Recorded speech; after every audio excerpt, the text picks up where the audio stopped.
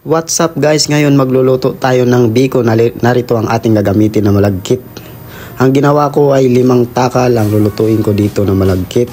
At saka meron akong 2 gata na nasa kan. Tara, wag na nating patagalin to, simulan na nating lutuin ang biko na ating gagawin. Hugasan muna natin yung malagkit.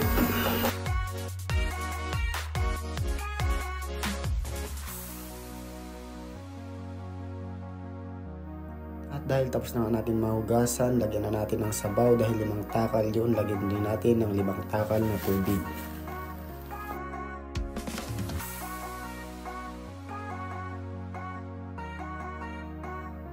At dahil tapos na natin malagyan ng sabaw, simulan na natin saingin ang malagkit. Tara.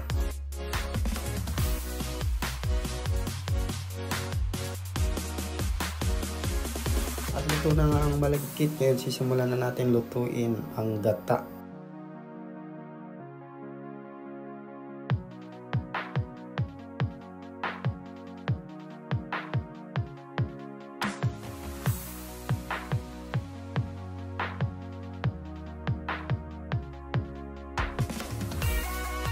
Pagkatapos natin ilagay yung 2 gata, haluin natin to.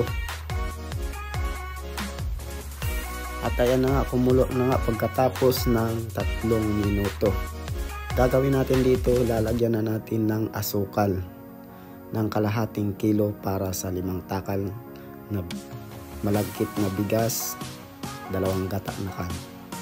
Mas maganda po dito sana yung gagamitin nyo ay yung nyug talaga na nabibili natin sa mga palengke. Kaso wala dito sa amin. Ayan, halo-haloin nyo lang siya hanggang sa malusaw ang asukal.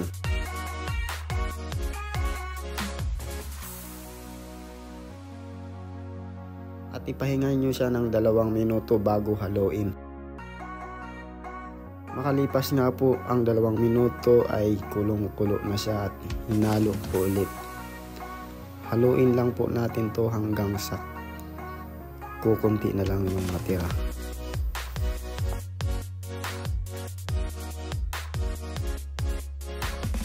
Ayan, ipahinga ulit natin ng 2 o 3 minuto at haluin ulit. Ayan na po, malapot na siya kung mapapansin nyo.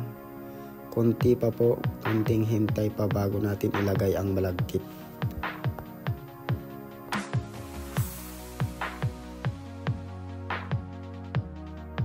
Makalipas nga po ang 10 minuto sa paghahalo natin, nakita nyo po kumunti na po siya at malapot na ang gata na may asukal. At ilalagay na natin ang ating malagkit na bigas.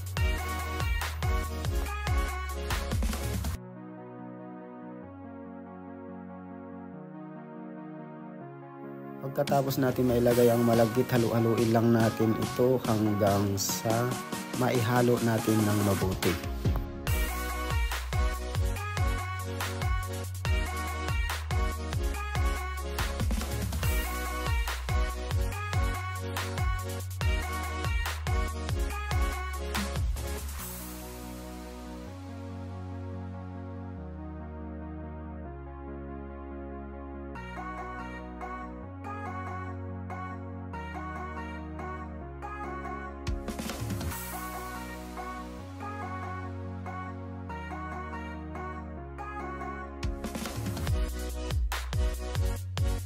Kapag naihalo nyo na itong ng mabuti, pwede nyo itong ipahinga ng 2 minuto. Makalipas ng 2 minuto, haluin natin ulit para maiwasan natin ang pagkasunog ng nasa ilalim.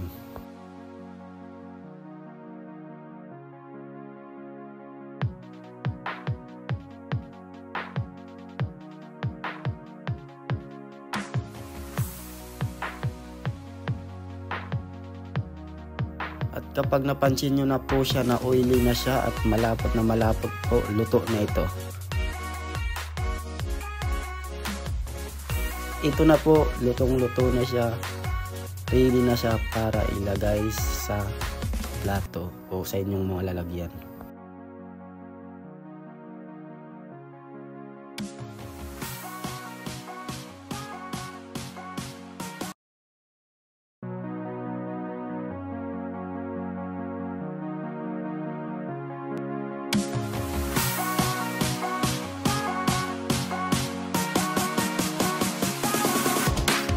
Ito na nga ang ating biko, tapos na ang kintab ng ating biko. Para naman po sa mahilig sa mga latik, pwede nyo po siya lagyan ng latik sa ibabaw. Napakasimple lang po maggawa ng latik.